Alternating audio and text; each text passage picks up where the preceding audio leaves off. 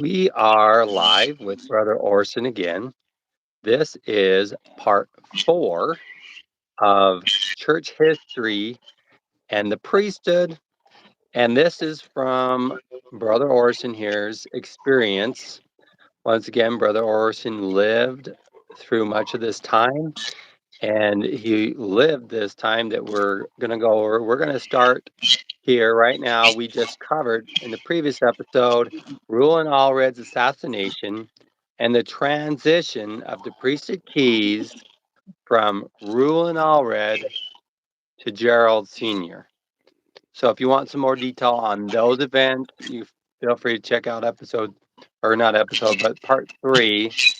And we'll cover that briefly in this one, maybe touch on a couple of pieces that maybe we missed the last time.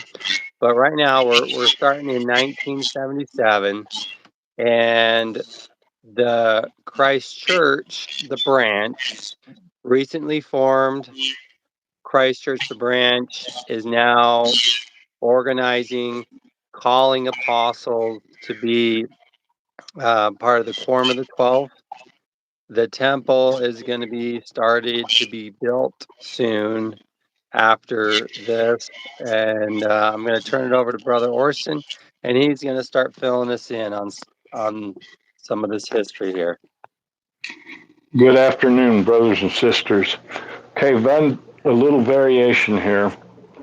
In 1977, Gerald Sr. was not in charge of the church yet, but he did have the presiding keys, and he was starting to call apostles.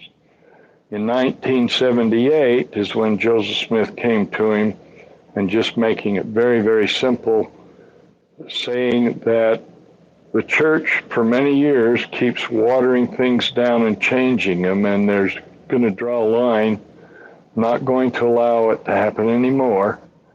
And Gerald Sr. was directed by Joseph Smith, I want you to write a letter to all of those that are the number 12, the first presidency, the bishopric, and the assistants, and let them know that you have been directed by the prophet Joseph Smith to let them know if they do any more, to make any more changes, they will all be released, and there will be new people put in the church.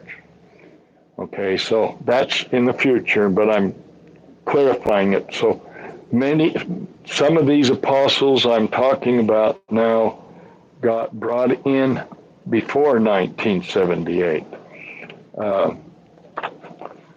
Gerald Peterson, now there's a lot, but I'm just picking several of them here that had pertinent, very important callings to put together things.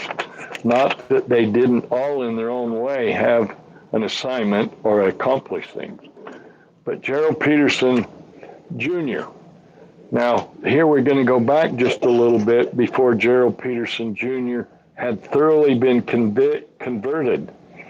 He was active in the church, and 2 or 3 times earlier in his life, he'd sat down with his dad to try to, hey, Dad, come on, let's get back to the church.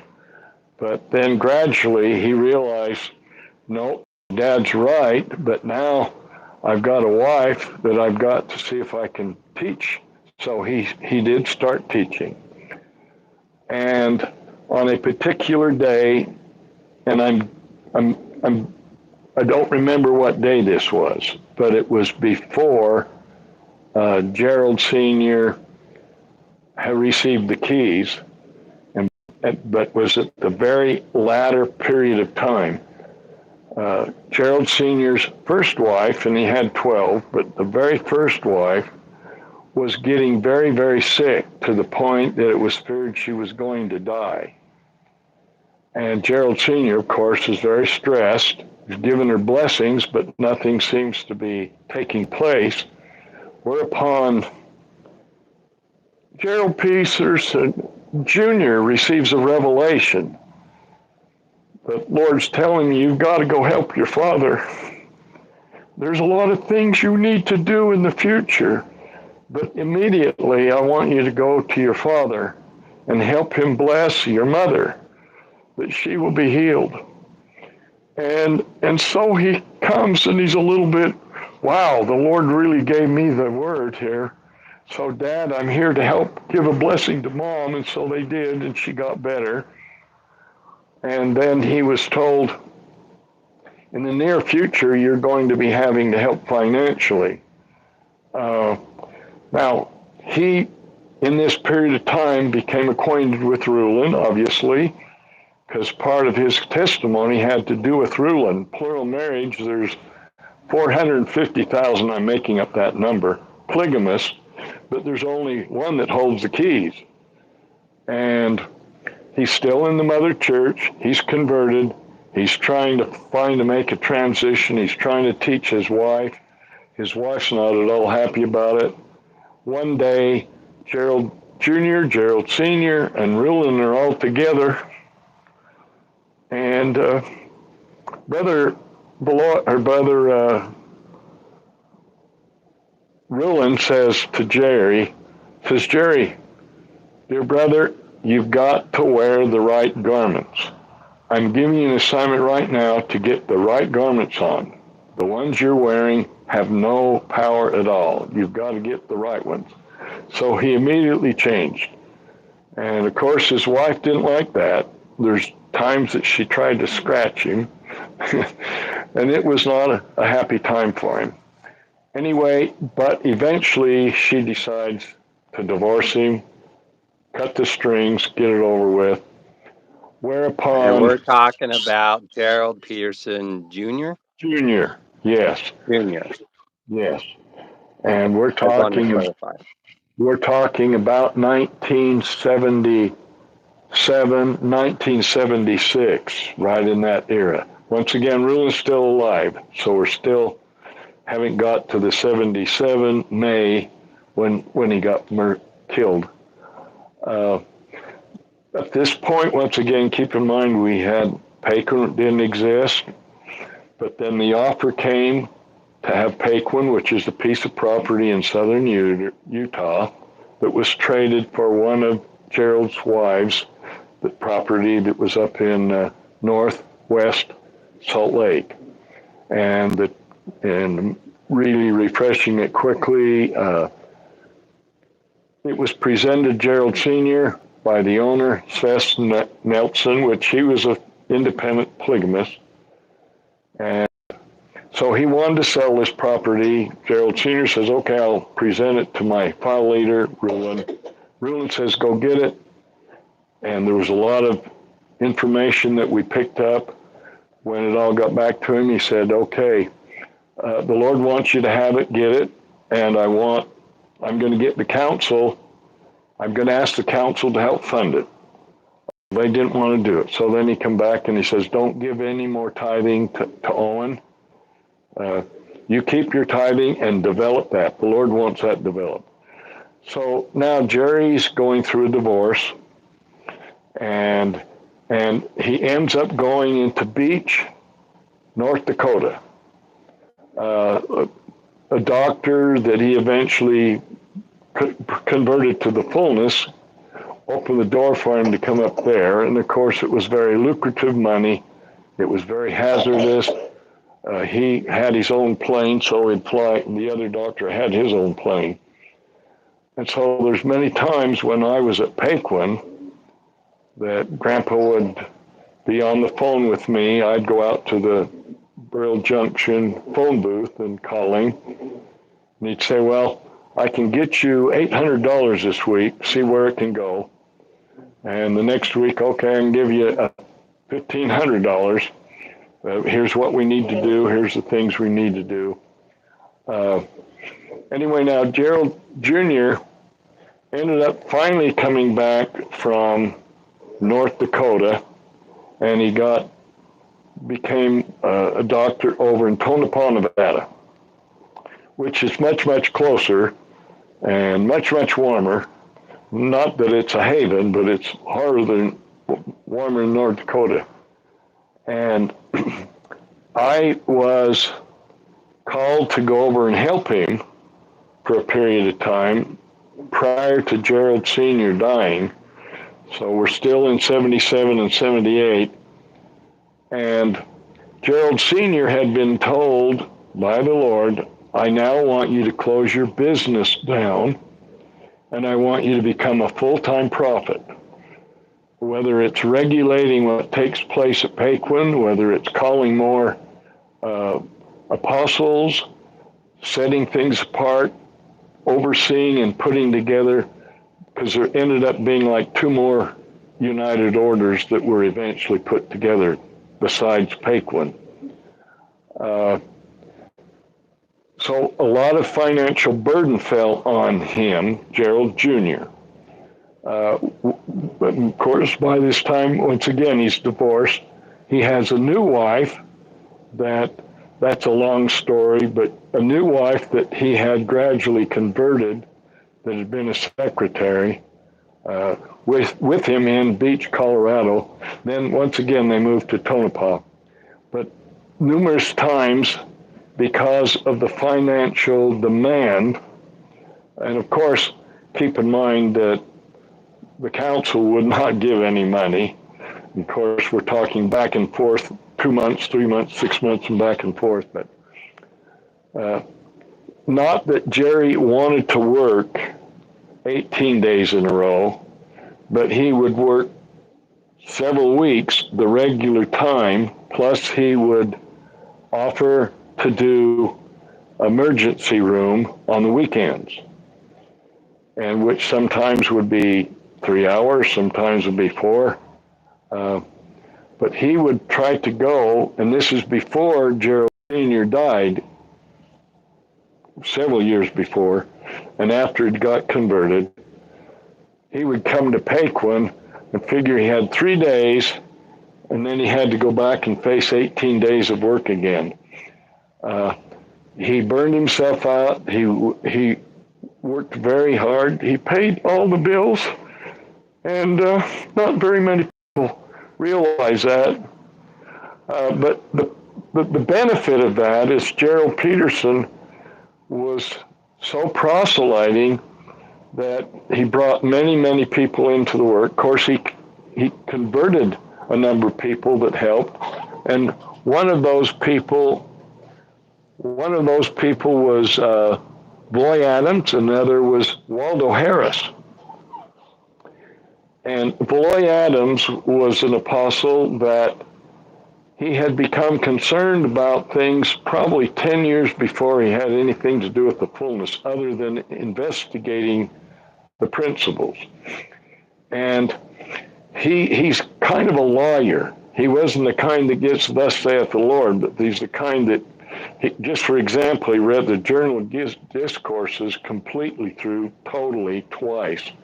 Not to say that he hadn't read all the other things, but probably a year or 2 before Rulon got killed, he approached Rulon and he said, I've gone through everything and I can go to court, Brother Rulon, and I can prove in court that you hold the keys. Well, Brother Rulon said, he said, I appreciate that very much, but right now it's not your time to come into the fullness. You have some more things you need to do. So he dropped out. We became acquainted with him. In fact, I became a salesman, and I designed plumbing and electrical for a self-building home company, and he was a salesman. Well, ironically, I was selling 4 times as many houses as he was, and he couldn't figure it out. I was just a dumb kid. Well, God was just making it, so he got more and more impressed with me. He finally wanted to know what I believed, and I told him, so my word, you believe in Rulon? Yeah, I do believe in Rulon. So we got acquainted with the family. Then we ended up moving suddenly. All of a sudden, Rulon says, move to Paquin, get it developed. So we had to close that business down that we were involved with. And then Rulon's murdered. I'm going through chaos. I absolutely was a time bomb of nervousness.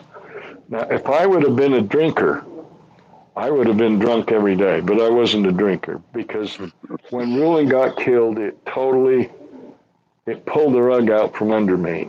He was such an absolute divine, intelligent, brilliant, kind, sharing man that just, and I keep in mind, I've met most of the apostles when I was running the mission in Los Angeles.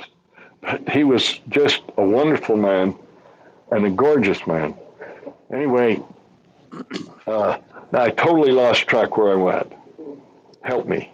So Gerald Jr. just moved to Tonopah with his family and started his practice there. Okay.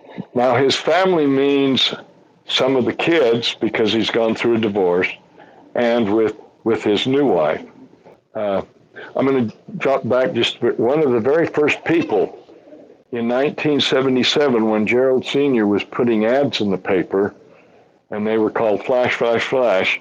And of course, not every newspaper wanted to put them in, but some got them put in. That the righteous, that the keys have been transferred over, and opening up for higher levels of doctrine. He's been sent to just one place, Mud Lake, Idaho, which a whole bunch of people came from there. Not that he didn't get from other places, because he was sent other places too. But Joseph Oliver, a very old gentleman. Now, I say very old because he was younger than what I am right now. He was about 80 years old. And he read in the newspaper this article, which is probably 5 or 6 lines. And in his mind, he thought, this just looks like another solicitor, but for some reason, the Spirit is telling me this is true. So he got a hold of Gerald Sr., and Gerald Sr. taught him, and he eventually became the head of the 12 council when the church was actually set up. He eventually became, so he was all over the 12. Even though Valois and Waldo was there, they were very vigorous, and there were I was one of the 12 too. And then he became assigned to keep an eye on the temple construction. Not that he was a builder, but just to keep an eye on it and offer prayers and help in every way he could. So by the time, if I remember correctly, he was 90 or 91 years old, where he finally said to Gerald Jr., by that time, Gerald Jr. said, I'm too old, I don't even know if I can make it to Paquin and back without going over the wrong road. I will eventually, but, so there was another president of the temple, which happened to be me, which that's another story. But Joseph Fowler died a very honorable, godly man. In the latter part of his life, when the temple was going and everything, he would come. He had a little Pinto car, and if you remember what a Pinto is, not very big, just 2 doors and a back end door. He would put pieces of furniture and things in there, take them home, polish them, paint them, sand them, re-upholster them, and then the next week he'd come bring them to the temple, and then he'd disassemble something that he felt needs to be, but a very wonderful, wonderful, good, godly man. Okay, So now we're covering right now the late 70s, 1970s. We're going into 77, 78, 79 time frame. And Orison's kind of bouncing around a little bit because the time he's talking about where the temple was being built was in the 80s. So, it actually yeah. got started in the 70s, but it didn't materialize enough till the 80s. Yeah. Now getting to Valois. Valois, a very brilliant man. He almost had a camera mind, as I knew him very well. I worked with him, and then he became my father-in-law. But numerous times he may get into a little an argument now and then because of a doctrinal thing that he was reading. And one time he was going to tell Jerry, we got to make some changes here. It's not making sense. And Jerry happened to, Gerald, this is now Gerald Jr. I know I'm bouncing around a little bit, but to bring out Valois' personality and who he is. Not that he didn't have disagreements with Gerald Sr., but it was just a matter of time and Gerald Sr. get a revelation and tell him something, and Valois just, gee, how could that be? And that makes sense. But this one time, Jerry was told, Valois is coming, and he's going to give you some problems in such and such an area.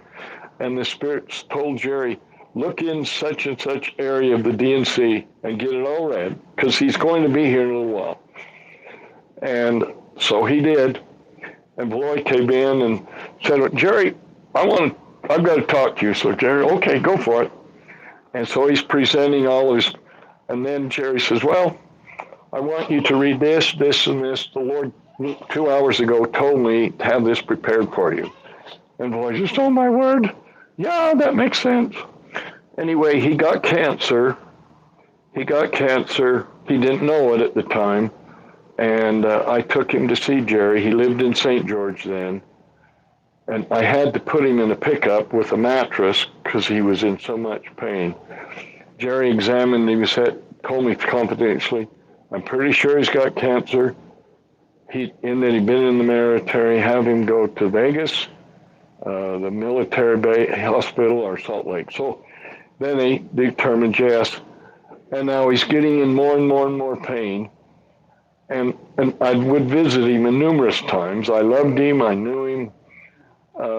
He was outspoken, but some people didn't know his deep, deep heart. And hardly anybody could go and out-scripture him because he had a fantastic memory. But he told me, Orison, I know I can prove Jerry's got the keys. I can go to a court of law, and I don't care who the lawyer is. I have it. I can prove it. But I've never got a revelation, and I want to get a revelation before I die. Well, he's got sicker and sicker, and I think one of his wives, he said, I'm going to fast, take me to Adam-on-Diamond, which is quite a long trip. And he went there, and he fasted and fasted. And when he came back, he said, Orison, the Lord made it known to me. I knew more about the gospel of Jesus Christ and the principle of the fullness in that 2 minutes that God talked to me at Adam-on-Diamond than all of my life and all my studying. I can die now knowing, not just intellectually or from a lawyer's point of view. Anyway, that was the true thing. And he converted Waldo Harris. And they had two different personalities, but when they would get together, Waldo was the kind of guy say, well, where should we go? Oh, he'd think, we need to go this other city. And, well, we'll get there. And Valois will say, well, I'm not picking anything up. Well, we've got to go to this city. Then they get, where are we going to go? And he says, oh, I feel it's on that side of town. There's somebody. And they go to the grocery store and they'd meet somebody and get into conversation and teach them. They were very, very vigorous. And these two, by the way, jointly went to Owen and said, Owen, we're not of your faith, but we're open to hear your testimony. When did you receive the keys? We're talking Owen Allred, the brother of Rulon. And he said, well, brethren, I never received the keys. I do not know why Rulon didn't give me the keys, but he did bless me to lead these people. Now, there's another apostle that also, he became an apostle afterwards. He was his name was Craig Jones. He went to the meetings when Owen was in charge. Rulon had been killed. And over the pulpit, and of course my wife Elaine also heard from her dad, I never received the keys. I don't know why.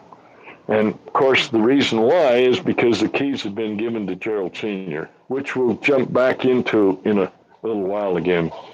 Okay, so those are uh, very important apostles. Not that the others are not important. Now, and I'm going to tell you about one now named Ernie Jensen, and you'll be familiar with this guy. Yeah, just a Brother, little bit. Brother Ernie, and actually, you would not that you do need to, but you would know more about how they got together. All I just know it was in the upper area. I think it was in Provo or Orem. There was a Jensen's vacuum and sewing there that your dad was working in at the time, and I can't He remember. opened that store up there. He Oh, he started opened it. that store. Then his older brother took it over after a while. Yeah. Uh, Now, I can't remember who taught him. It's blank out of my mind. But there was some teaching, and we were having meetings up there occasionally. We would have a conference, a quarterly conference in Provo at the Mangum Night in a building. It was at the back. Uh, it had been converted. It was actually where they would put in the team of horses and the wagons, and then eventually they turned it into a housing area, and then they turned it into a miniature church, and there was a baptismal font there. Anyway, that's when I met Ernie, and of course, he had already been baptized when I met him and Heidi, which I thought they were an absolutely beautiful couple, just beautiful. And through his conversion, he said, "Well, I want to go south." So he ended up working in the shop there in St. George. Now I don't know what I'm hearing a beep. Go Not sure ahead. what that is. Sorry. I don't know what that is. Was that one of your kids? I don't know. Yeah, my Anyway. daughter was trying to call me while we're doing this. Oh, okay. Okay. So just to insert in here, my parents is what he's talking about now, Ernie Jensen and Heidi Jensen. And I'm not born yet, right? And during their investigating is when this is late 19, I'd say it was 79 is when they converted because they had the twins and my mother was pregnant with me at the time. And they had that store up in the Salt Lake area. Anyway, my dad, after his conversion, shortly after, they lived there for some time, and I can't remember how many years, but he had a dream slash, it must have been a pretty powerful dream because it was about preparing for the end times and um, that kind of thing. Jesus Christ's return being imminent and the like. And so it scared him enough that he practically gave his business to his brother, and then they moved to southern Utah. So anyway, feel free to chime in now. And I remember both of them had a witness, but they were afraid the other had not got a witness. And so Right, they were kind of teetered. I can tell Go that ahead. story if you'd like. Yeah. So they're both sitting in a meeting for the first time after being invited, and I believe it was VO Adams who invited them to this. And I don't know if they went to the Mangum Night building for meeting or what, but that would seem like maybe that's where they were invited to. And they're both sitting and meeting and sitting there just listening to Gerald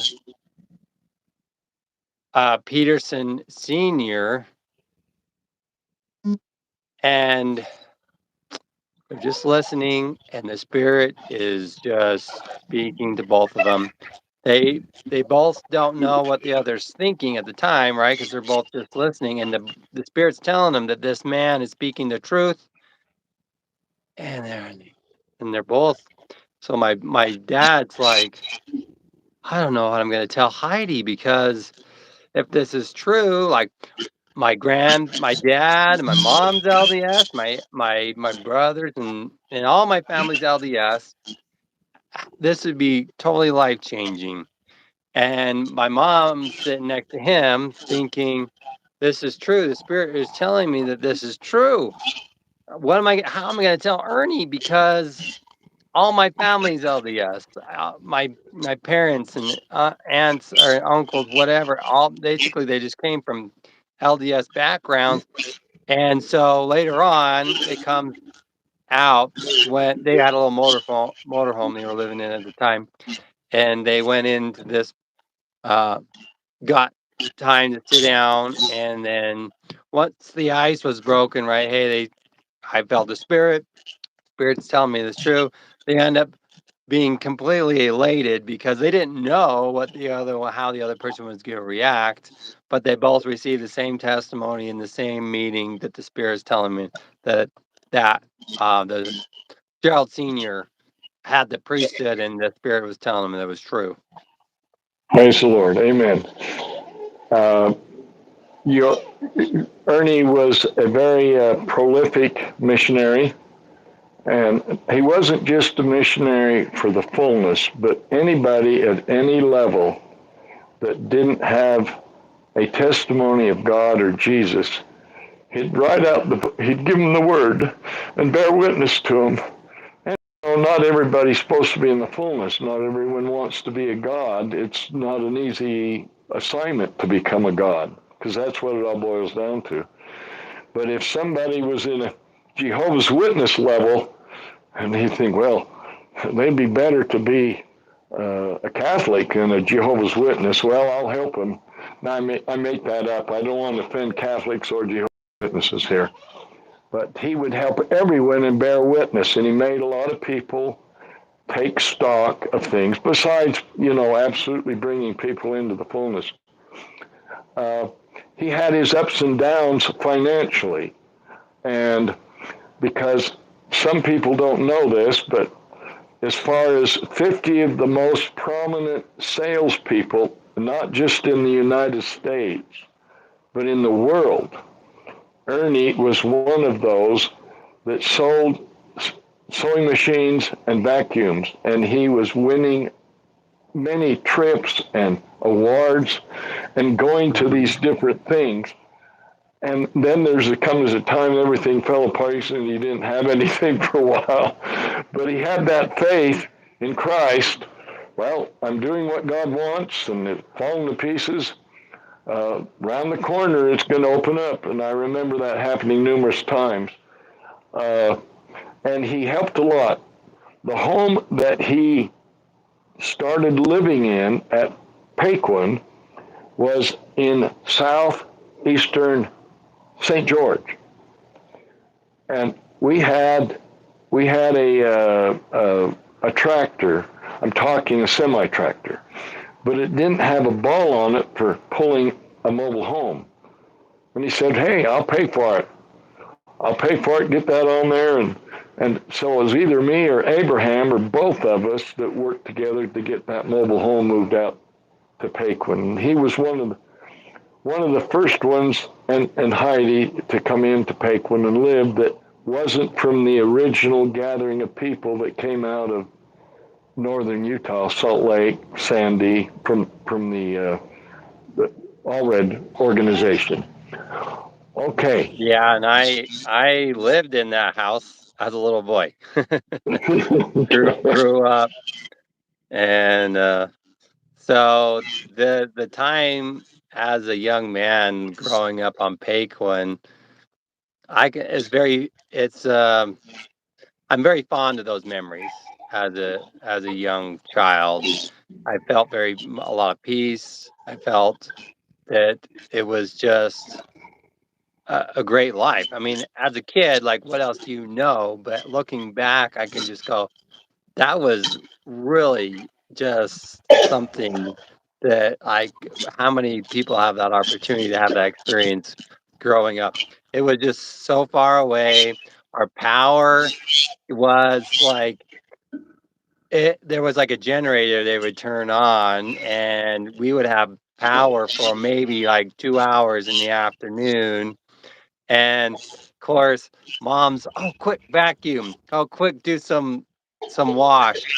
Do some of these things you need power for." And as a little tyke, I'm like, "Hey, mom, can I play Donkey Kong?"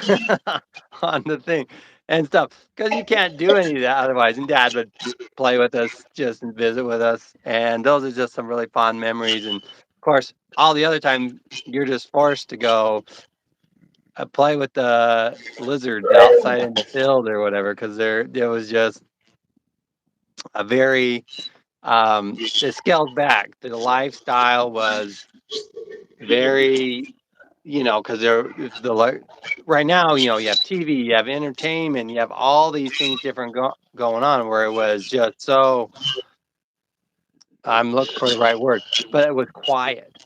It was much quieter and much more peaceful than all this noise that we're dealing with now in our lives typically. Uh, the latter part of his life, uh, we had a meeting, a conference meeting in not Mesquite, but Bunkerville. And Jerry came up to me and he said, "I need you to come to Reno and visit with me. I have some things I need to go over." So I went up there, and I'm not going to go into all the details other than it required me going to the Lord, what really needed to be done, what God wanted. We all had our needs. And so I'm praying and praying on what God wants me to do uh, in these different options that the prophet Jerry had told me. And all of a sudden I hear the Spirit of the Lord says, "You are to go to Vegas and help the Jensens." Now, in my mind, I'm thinking, help the Jensens? The Jensens are ones that's been helping everybody else. So I called Jerry and I said, "Well, this is what the Lord told me." He says, "Well, you go down there." Well, when I got there, Ernie was involved with his cancer. And my word, I was in shock. I was in shock. And while he was talking, I was praying in my mind, "God, why have you done this? What's going on? I don't understand." And then I heard the Spirit say, "I am trying to remove the salesman and replace with the saint."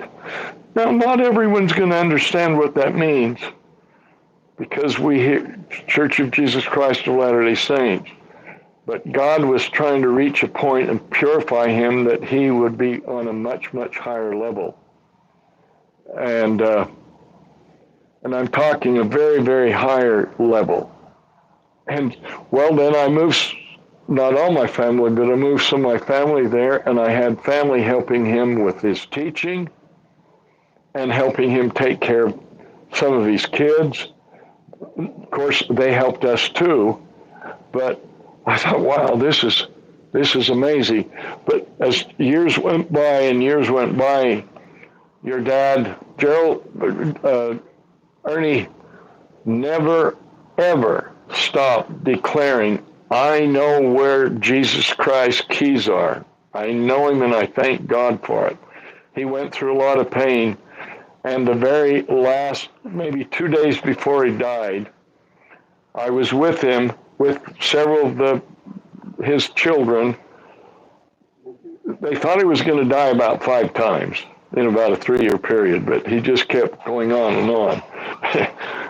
And I knelt down by him and I said, "Ernie, when you go through the veil, will you promise me you'll come back and talk to me?" And he did. Now, ironically, I can't, but he did, and it was about 6 days later that he did, and he came to Gloria Dawn. And was personal what he said, but it was a message. Now, we're back to Paquin, and the latter part of 79, or excuse me, 77, or the early part of 78, which I can't remember, Gerald Sr. says to me, I've been instructed to build a multi-purpose building. And that's all he said. He didn't say a temple or a school or a worship center. And I want you to find a spot for it. Now, this is on the phone. He's in Provo. I've gone out to Burl Junction on the landline there at the cafe. So last time, Orison, you did tell us a story about how you went and found the spot, and then Gerald came in. Okay. And you were within like 50 feet of that same spot, I and then you won't ended up repeat building. that. Okay, but that I knew there was something very extremely special about that piece of property. I mean, the hill shim. Mm-hmm. Now, I'm not going to read it. I'm just going to quote it. I'm going to go to Gloria Dawn because this will help. Gloria Dawn, previous to us even knowing about going south, of course, we've had calamities. I mean, we got calamities right now. I mean, we could have a third world war in the next 10 days. But there's always a period. Anyway, there was concern. And so she was praying one day, and this is back in 1976. Not that she didn't pray a lot, but this particular thing, she's saying, Father in heaven, I like it here in Sandy. I love it here, but is this where we're going to be when everything crashes and we have a total disaster of the economy and more wars? And she had a dream, and in the dream she saw this community. She saw this hill, and she remembers seeing the little houses. They weren't modern, but on the hill it really stuck out about the hill. And then she heard a voice, this is where you will be when hard times hit. Okay? Well, we're talking about it, and of course I have my ideas. And then once again, now we're going to the future again, and now we've moved to Paquin, but she has not yet come to Paquin. Even though other members of my family have come to Paquin, she has not. And I can't remember if this time she flew with her dad, because there was an airport at Burl Junction, or she drove down, but one way or the other. When she comes here, she says, she was with her dad, she says, Dad, this is the dream that I have. This is the place that I saw in the dream that we would be. And there's something very special about that hill. Isn't there supposed to be a temple there? And he says, yes, my daughter, there is. And at this time, he hadn't broadcast it to everybody. But there was supposed to be. He said, furthermore, there was a temple there hundreds and thousands of years ago, but because of wickedness, it was destroyed. So we're talking Hill Shem. We're talking the hill that Ammon came to Mormon to him and said, I have deposited some very holy records in a hill in the valley of Antum called Hill Shem.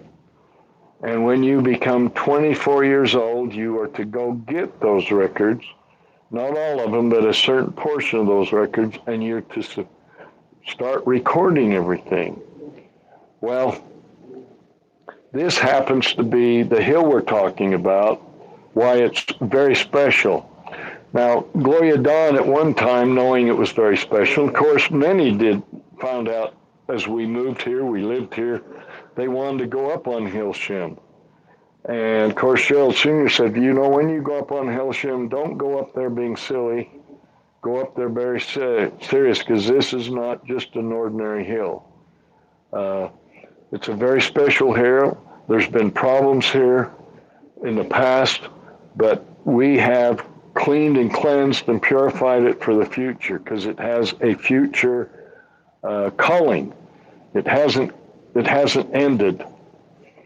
And Gloria went up one day, and with several of the kids, several times she's gone up, I've gone up, several of us have gone up.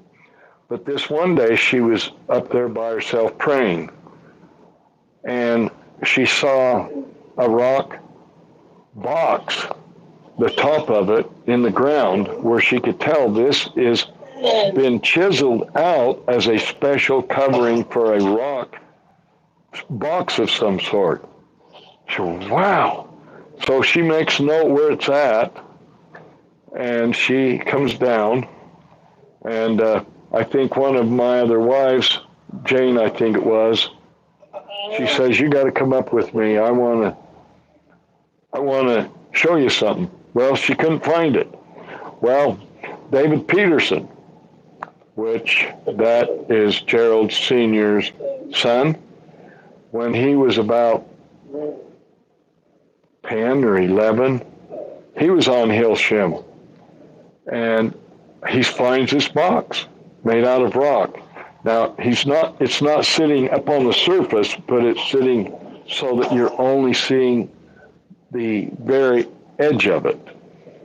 And he says, "Oh my word, this is not normal." And he makes note of it, a kid. He says, "I want to go and I want someone else to come up here because I think someone was with them 100 foot away." So he goes to get somebody, and he stops. He says, "No, I want to make sure I'm looking where it's at and mark it." Then he walks back 25 foot, and he can't find it. Anyway, there's 4 or 5 times the individuals that's happened on Hill Shim. There was a man that had almost come into the work. He'd come in, but then he hadn't come in. And he lived in Modena, which is from here 10 miles away. And one day he was coming the back route, not Highway 56 to come over to drop something off or get something. He was coming through the back route. In fact, the old route that they would come down on the train, Brigham Young and the presidents and the apostles that were going to go to St. George for a conference or meeting, then they would get buggy wagons and ride across this road, go down to St. George. So we're talking the very same road. So he's crossing that road, and he's opening a gate, and he's like about 6 miles away, and he looks. It's my word. There's a temple. There's a building, such a beautiful building. He's wiping his eyes. He can't just, am I seeing straight?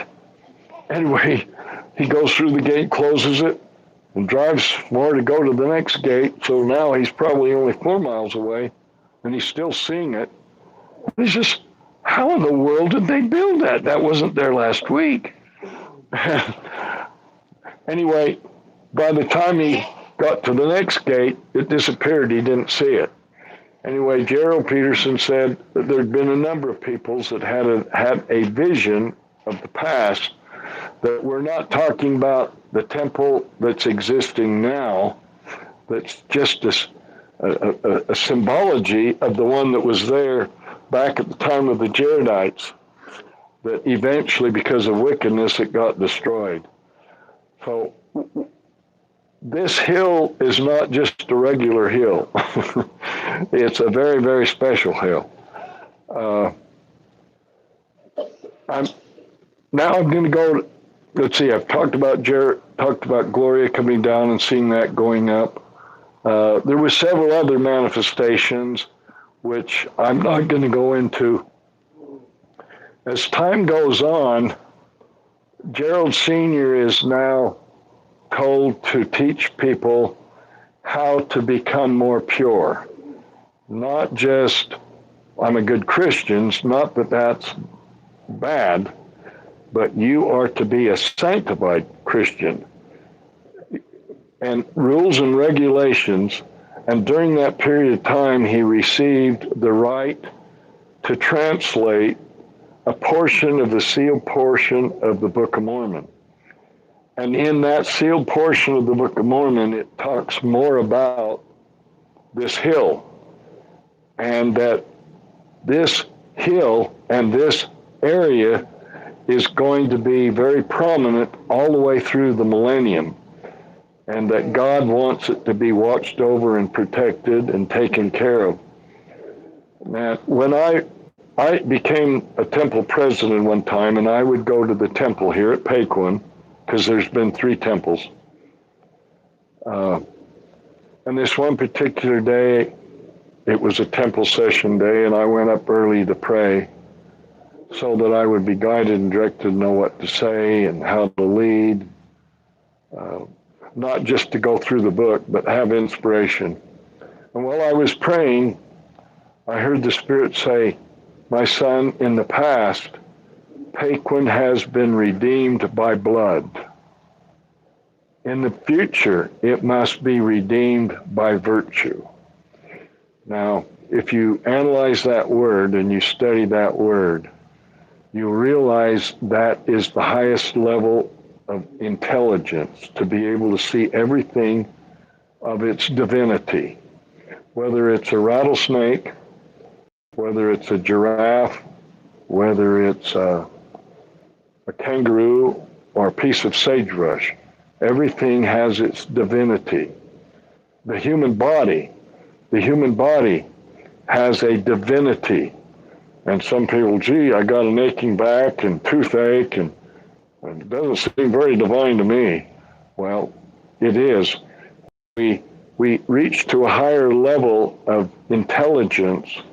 We reach into a level of pure virtue, where we have pure truth and holiness and sanctification of everything we see. It's that level when Jesus said, "It's been said to hate your enemies, but I tell you to pray for your enemies." That's a much higher level of thinking. It's a church of the firstborn level. Okay. Now, any questions up to this point? So we're now going into the latter years of Gerald Peterson Sr.'s life, right? So he was only the prophet for, was it 4 years, or was it less than that? 77 to 81. 81, yeah. It was like Of 4 January years. 81. Yeah. So if you would like to touch on, maybe you were moving there to where kind of the transition between Gerald Peterson Sr. and Gerald Peterson Jr. Are we ready to do that, or do you want to cover some other stuff first? I can get into that. Gerald Peterson Jr., of course, it just barely got to the point that he's in Tonopah. And whenever he can, those that knew him superficially knew him as a doctor. Those that knew him intimately knew that he loved to get on a horse. He loved to get out in the garden. He loved to plant vegetables. He loved holistic things, organic things, but he never did have time to do it. So he loved to come to Paquin. And his plan in his mind, and I might say my plan in my mind, that Gerald Peterson Sr. was never going to die. So Gerald Peterson Jr., well, as long as Dad's here, I'll know what to do. I'm sure glad Dad's here because I know what to do. Now, I don't want to give the idea that Gerald Peterson Jr. didn't get revelation, because he did. Because I've been with him when he's received revelation, where he just raised his hand, "Orison, the Lord's talking to me." And then he'd say, "Lord just told me this, told me that." But as far as wanting to be in charge, he would have rather been taken out in the middle of the street and beat to death than be in charge. Now, I'm saying that facetiously, Because if he knew God said to do it, well, Lord, if that's what you want, I'll do it. But I don't want my dad to die in order for it to happen. Now, So Gloria, Gerald Sr., how old was he when that transitioned from Gerald or from Rulon to him being the key holder? Do you remember roughly how old he was? I think it was he in his 60s. I believe so, yes. Yeah. Yes. Okay. Just kind of want to give an idea. Okay. I'll be talking about Gloria Dawn every once in a while, and I'll be saying things. You say, well, gee, is this girl a prophet? She was a prophetess in her own way. But she went to her dad. She says, Dad, I keep getting the impression the Lord's going to take you, even though I know you don't want to be taken. The Lord's going to take you. And he says, daughter, please keep this to yourself. Yes, the Lord has told me that he is going to take me early. Now, and I'm going to give a principle here. And in that the people listening, for the most part, never met him. But this man was a man of great spiritual integrity and enlightenment and being able to know the future and do things. But he said, the Lord told me, he said, people, I need you on the other side. And the people are not advancing as fast as they should, and I would like them to. So I'm going to tell you, my dear son, I want you to give the keys to your son, Gerald Jr. And be prepared that I am going to take you. Now, so that was what he then said to Gloria, yes, I know I'm going to go. I don't know when. But he said, I want you to know, Gloria, I want you to be a witness, just the same as when Rulon came to Gloria Dawn and said, after he passed away within a few hours, I've given the keys to your father, and you're to be a witness of this. Her dad said, I want you to be a witness that I've given the keys to Jerry. And this is probably, as close as I can remember in my memory, was October 1980 or 1979. Now, 1979, he's teaching MAP, Millennius Awareness Program. Well, also then Gerald Sr. came to me, and he sat me down and he said, I want you to know I've planned to do certain things, but I'm not going to be able to do those. And I want you to know, I want you to have a witness right now. For my words, I've already set Jerry apart to hold the keys. Now, obviously, Jerry had been told, because he couldn't say I have set him apart, a number of months before he passes away. When Gerald Sr. did pass away, I happened to be working with Jerry in the hospital in Tonopah.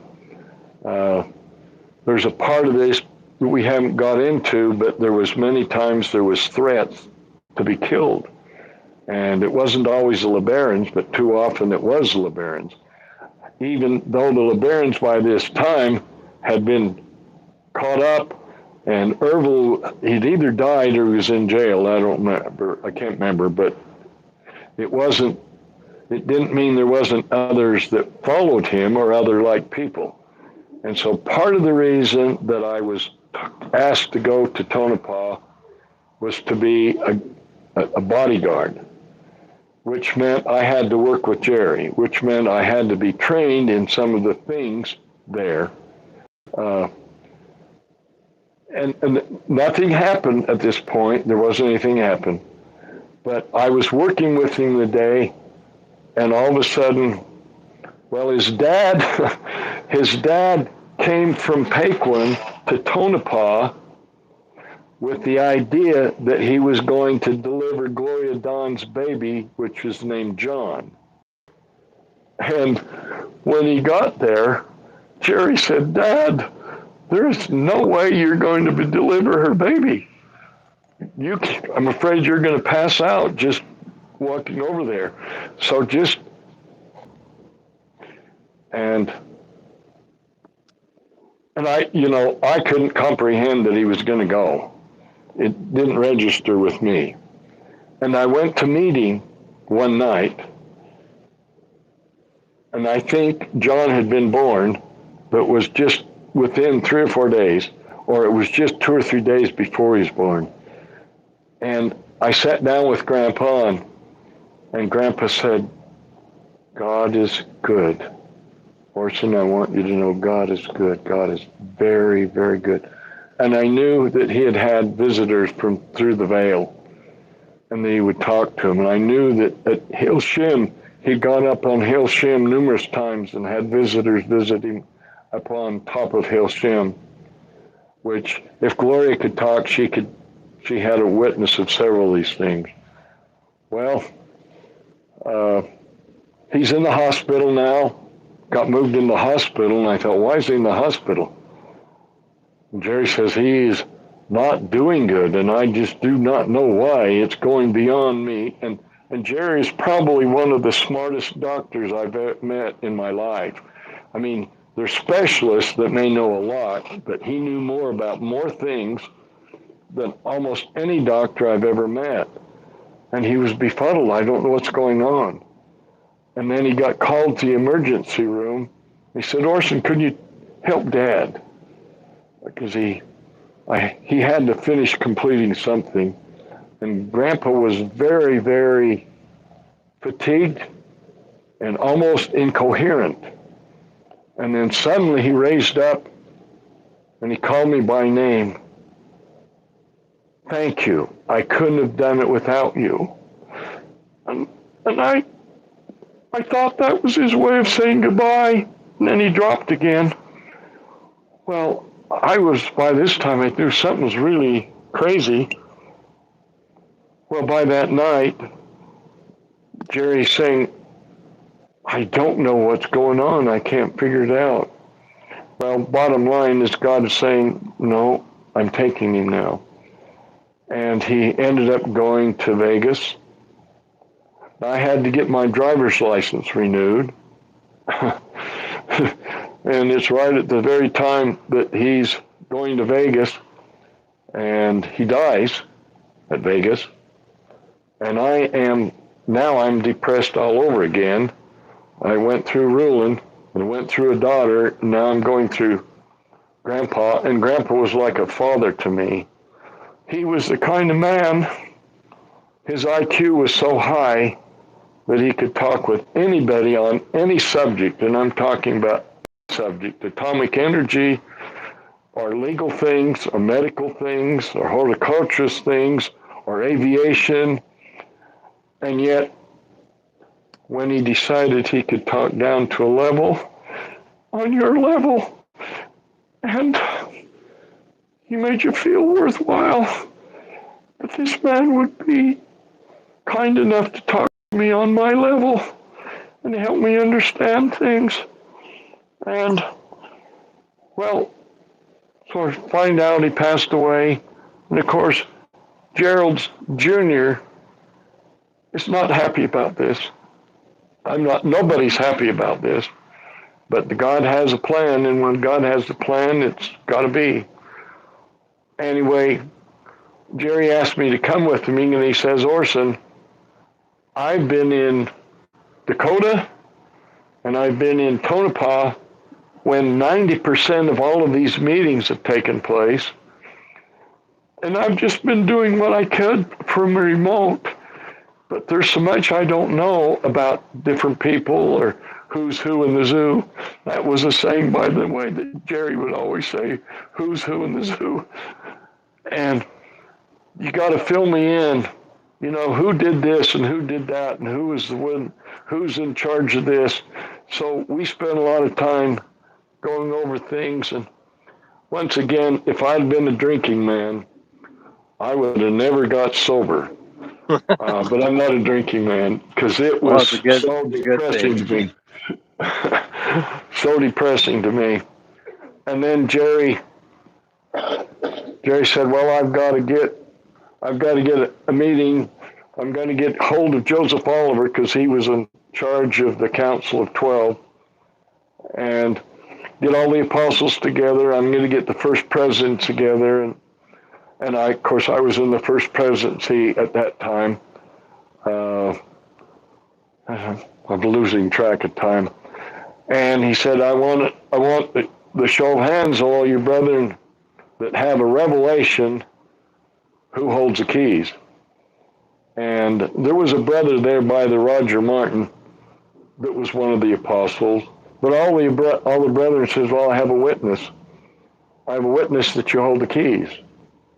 So then he started making assignments and trying to go back and find out everything that Grandpa had been doing, because his main thing was to bring money in and take care of financial burdens. But now he was asked to do all of this. And now you knew that man, didn't you? You did, right? Of course you Joseph knew Oliver? Jerry. Oh, Jerry. Gerald Yeah. Peterson Gerald Jr. Jr. Yeah. Yes. Well, give you a little Yep. background. Had been in the military, became made a doctor.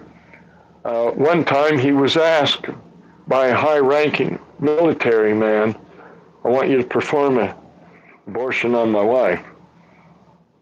And Jerry says, "Sir, I can't do that." He says, and I can't remember what rank he was, but he wasn't at that high level, even though he had a good level. Says, "You realize I can strip you of everything you do if you don't do." And he says, "Yes, sir, but I was trained to save life and not kill it. And that, in my mind, is murder." And the man said, "Okay, I understand." There's a couple times when he was in the military and doing school, a couple times nurses were being molested by a couple soldiers that got better. And Jerry told them, "Leave her alone," and they wouldn't. So he took in after both of them. They both had some bruises. Sorry. Anyway, but many people knew him after he got cancer, and everybody was helping him. He used to run a lot in the mornings. And there's times that I would be up and he'd already run, and I'm an early riser, but he'd already been run, having a shower. Now he's going to go to the office. Now he delegated a lot of things to me because I knew I felt so close to Gerald Sr. I knew what had been going on, but he was always wanting to have meetings, and he started making sure money was put in to continue building the temple here at Paquin. And because Gerald Sr. passed away, there was a lot of indebtedness that had to be paid. And Gerald just had Connie and other wives get a hold of all these people, let them know we're going to pay it. And so that's one of the reasons he had to work so much. But when he came to Paquin, he would see wives here. Not that some didn't come to see him there, and he would try to have meetings. Plus, he wanted to get on the horse, and go out in the pasture. He wanted to get a shovel and go dig some dirt. He wanted to see the garden, and he wanted to see all the things that had been built. He pretty much financed all building the sewer system, the latter part of building the temple, even though it was a burden to him. When he got bounced around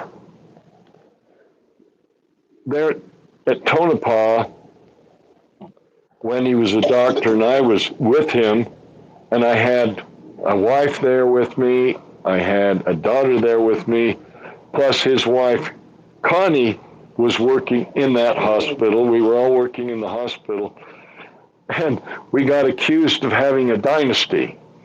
Well, you're forming your own behind the scenes, and another company took them over, Advanced Health System Nationwide, and then another company took them over.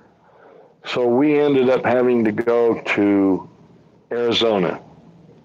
There was a doctor by the name of Chuck, can't remember his last name at this, but that doctor that was working there too said to Jerry, I don't even know if he was a Christian, but he was an extremely good doctor.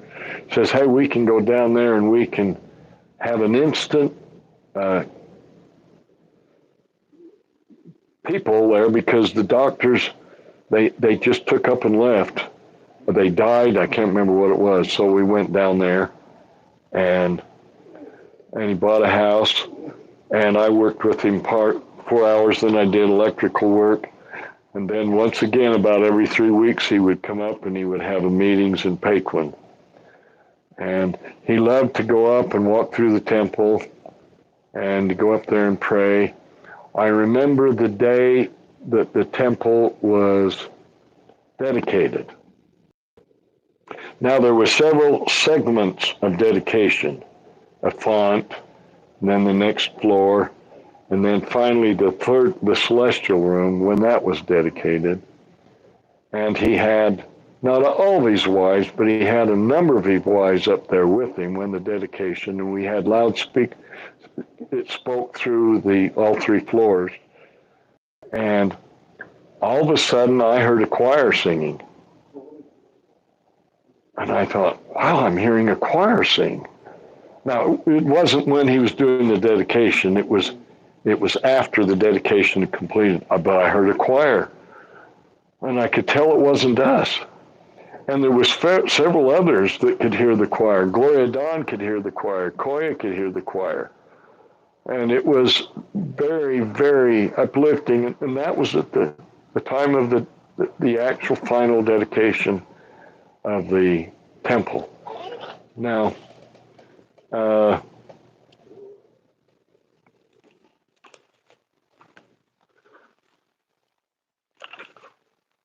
Koya.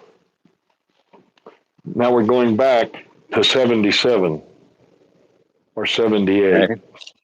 It'd be probably 78, because Koya was working in the medical office in 77, part of that time anyway. And yeah, so she was down here living, and she got up one morning, and she's an early riser, and it was not really plain white light. It was kind of, you could just barely tell the sun was coming up and you could see some things. And where she looked, she was looking north by northeast. There was a hole that was being dug to get to water. And it got down over 70 foot where it had been dug. And we had it fenced around so nobody would accidentally fall in, obviously, or intentionally fall in. They'd have to crawl over it. So, but kneeling by it, she saw this man kneeling. And she was looking, and it wasn't really bright enough to tell for sure who it was. But she watched for 4 or 5 minutes, and then he stood up, and she said he was really, really tall. And he was facing Hill Shim, praying towards Hill Shim like he was in a process of worshiping, facing Hill Shim. And she says, I don't know, there's 2 things going on. There's something of course, she already knew a lot of things, but this was just an additional witness to her. And if I remember one time, one of your uncles was coming out, and he saw all of these marvelous things when he was out there like 4 miles. But when he got here, he didn't see him anymore. And he told your dad, this is what I saw. I saw this and this and this, and it's just overwhelming. But when I got here, I don't see it. But when I was out there, I saw it. So I know there's something really special about this place. Now, during the period of time that Gerald Sr. was getting a map and translating, there was one thing that was in the translation of the sealed portion of the Book of Mormon, which also echoes with Joseph Musser. Joseph Musser, numerous times, I never met Joseph Musser, but Brother Rulon talked often about him and what a prophetic man, a revelator he was. And he said in the future there's going to be 15 cities of God in the tops of the mountains, up into Canada, through the tops of the mountains for the United States, and down in the tops of the mountains into Mexico. Well, in the sealed portion of the Book of Mormon, it said that Paquin would be one of those cities of God, of the 15. And which was quite a thrill to me, quite exciting to me. Now, we realize, Jackson County, Missouri, we realize Jerusalem, they're also going to be. And if I did some speculating, which you can get in trouble speculating, but we lived in a place in Montana that I think is going to be, but I won't get into that. But in that translation of the sealed portion of the Book of Mormon, it said that prior to the destructions and when the people were wicked, that Hill Shim was 2,000 foot higher than it is now. And my mind's blank on all that was there, but I probably covered the basics. Now, I can take, we build fences. There was an understorage built. What's an understorage?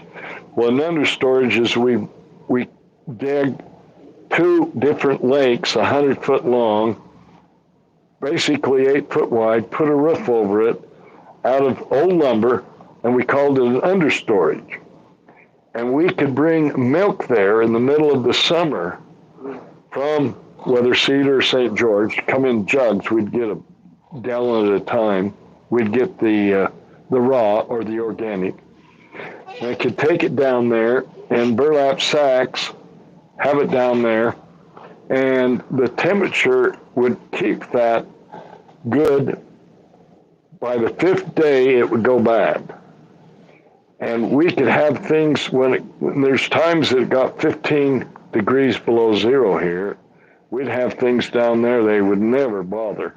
And we could take them down there in the summer, which was really quite a real blessing.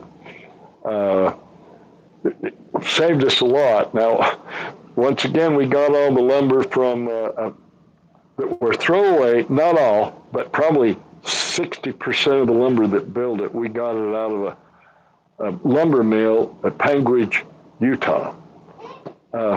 Building fences around the property, that took probably quite a few months. And I remember one time when this was in the winter, the ground was froze, and I pick out where I'm going to put the posts. I have a line going to go here, put a little paint spot where they're going to be, make sure it's straight. And I'd go to pick, and of course, I keep this up, I'll break the pick. So I'd pour gas on it, and I would give it maybe 2 minutes, and then I'd light it, and it would burn. And I'd do about 5 holes at a time, light every one of them one at a time, and then I'd come back, and then I could pick 6 inches. And then I'd pour gas in each one again, just to give you, and we have some areas that's pretty rocky, some areas it's very soft dirt, But I do remember that, and thankful for gasoline in the winter to get those built. Abraham Rashton, or Gary. I was talking to someone today about Gary, which helped a lot in the construction down here. One day, and we had a lot of people, and Harvey Brown was an apostle that had been brought here. He had a son named Leonard Brown and several other kids. I'm not going to name all of them, but Leonard he was like 21 years old, and he was an extremely good builder, extremely good. And he had been called out of Mud Lake to come down to help build the temple on a full-time mission for like 3 months, as I recall. It was not weeks, but it was at least 2 months. And one day, and there's times that we had as many as 16 people working on that temple.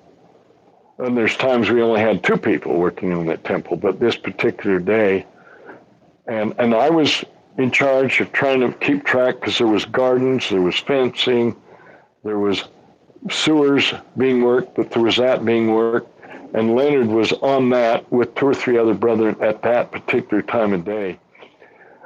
And all of a sudden we're hearing this horn, not his, but the 4-wheel drive's horn, beep, beep, beep, and he's coming down the hill as fast as he can. And what in the world is he coming down? And he comes down to where the basketball court is now, in that particular area, and he's hollering, "There's a tornado out there." And we all looked, and out there about 4 miles, just to give you a reference, between here and Modena is 10 miles. So this was about 4 miles away, a tornado, and it had appearance, for my eyes, at the bottom was probably 1,300 foot across. And at the top, it was probably 2 miles across, and it was black, and I don't know why we didn't see it, but he up there looked down at us, and he saw that, and he come to, so we all got down on our hands and knees, and we started praying, because it was moving towards Paquin. And it just kept moving towards Paquin, but then like about 1 mile away, maybe 1.5 miles away, it started getting smaller, and by the time it got to about 1 mile away, it totally went up. But it threw sagebrush, and if there was any rabbits or coyotes, the poor things, they would be forever. Anyway, that miracle took place. That was overwhelming. Now, hardly ever, because the adversary didn't want this to go. He did so many angles, he tried to put a stop to it. I remember one day catching a rattlesnake, and I thought, well, I'm going to get it out of here. So I put it in the back of the truck. It's in a bucket. I get 3 or 4 miles away, and the lid had come off, and the snake had got away. I thought, oh, my word, rattlesnakes. These other snakes were one thing. Well, then my son Enoch caught me one day and says, "Dad, there's a rattlesnake under here." So I got a shovel, and I got a 5-gallon bucket. I finally got him the shovel, and this time I sealed that. And I took him several miles away, and I thought, normally most people just kill it. But it just come over me very, very, very strong. Ask God to be involved with this. And so I took the lid off, as I recall, and the snake was just there. What's going on here? And so I had a talk with the snake. Now, all of those listening to me, I want you to know I don't drink, and I don't do dope. This is real. And I talked with the snake, and I really believe the snake understood what I was saying, that I'm not wanting to hurt you, but I'm not perfect enough, and our people are not perfect enough, and if we see you or your kind, just out of fear, we're going to jump the gun and kill you, because we are afraid. Will you make a commitment with me, I being the priesthood, and you being one representative of your kind? Will you let the message go out to your kind that you will stay away from Paquin? And I know that someone's going to say, Orson really is losing it. But I really felt the snake say to me, yes, I agree. Now, I didn't hear any words with those ears, but I had a feeling that he agreed. And to my knowledge, we have never had rattlesnakes at Paquin ever since. Now, I may go out there tomorrow and say, guess what, there's a rattlesnake. Well, we got to haul him off and make a new covenant. But I do believe it. You know, if we don't kill things that we don't need to kill, you know, and I'm just going to pick a little bit of what Gerald was talking about in the map. When we get to the point that we can say to the mice, you have a stewardship, and to the rats, you have a stewardship, and to the ants, you have a stewardship. Be respectful of our stewardship, and we'll be respectful of yours, because you have a right to exist. Because in order for the millennium to come about, we cannot continue killing each other. We've got to have a way of communicating with each other to respect each other's boundaries and stewardships.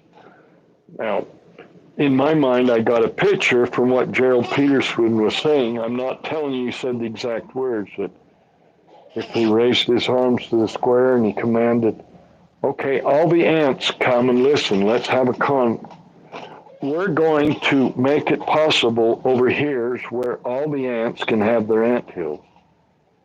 And we will not interfere. In fact, we might even contribute if there's things you like that we don't want that will come in. Because we want to prepare for the second coming. We want to prepare for the millennium. Praise the Lord. Praise the Lord. Amen. So, thank you, Orson. We've been going for nearly an hour and a half, a little longer than we normally would go. So, we've covered a lot of different kind of moving all around, which is fine. Hopefully, the audience will kind of get some context and understand a little bit of this history. We'll pick this up again for part 5, and we're going to start going in a little bit more. We can cover maybe more about the temple dedication, moving on to modern day. I think we can get pretty close to where we're at now in one more episode, potentially. We'll see. But Orson has a lot of history, so we'll see how far this will go for you to learn about these things. And so, that being said, we're going to let you go for today. And I pray that God will bless you, God will keep you until we meet again. Shalom. Thank you.